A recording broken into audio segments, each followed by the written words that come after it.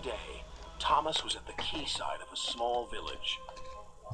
Fish were being loaded into his cars. The work took a long time. The fishermen were using old equipment, and Thomas was worried. I'm going to be late for Henry at the docks. He won't like this. Please hurry up. Thomas was rudely interrupted.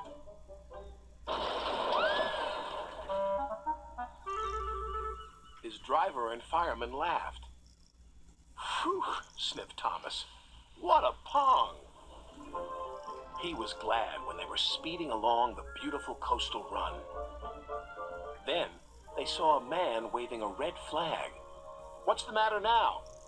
High tides are damaging the track, reported the man. I've marked the spot. We'll go and inspect, said the driver.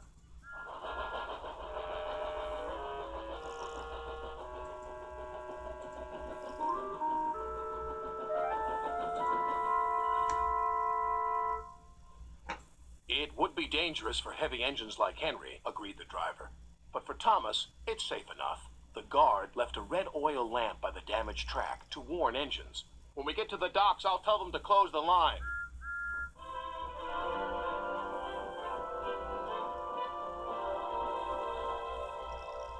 Henry was waiting for Thomas's cars.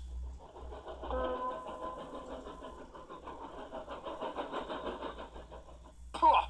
You're late, and that smell is making me ill. It's the fish, replied Thomas, and there's danger on the rails. That's why we're late. Ha! You're the only danger on the rails, Thomas. Now stop wasting time and get your cars hitched to my train.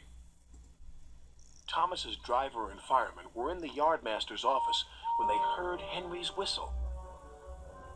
He was steaming out of the station with his long, heavy train called the Flying Kipper.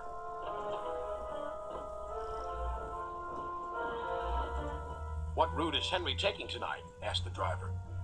The coastal run, it's the quickest. But I told you, gasped the driver. That's dangerous for a big engine like Henry. The yardmaster quickly phoned the signalman. Henry roared past the signal box. I'll soon make up for lost time. The signalman couldn't hear the warning. By the time he did, Henry was far away in a cloud of steam. But when Henry reached the coastal track, his hopes for a fast run were dashed. Fog floated everywhere. I can't see, cried Henry, nor could his driver.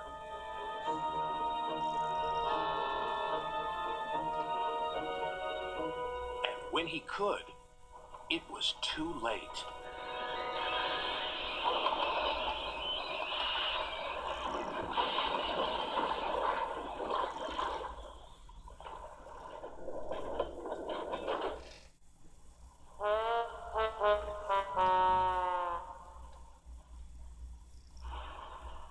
As soon as the tide was high enough, Henry was craned out of the water. Engines don't swim, Henry. You were meant to deliver fish, not swim with them. You should know that by now. Yes, sir. I'm sorry, sir.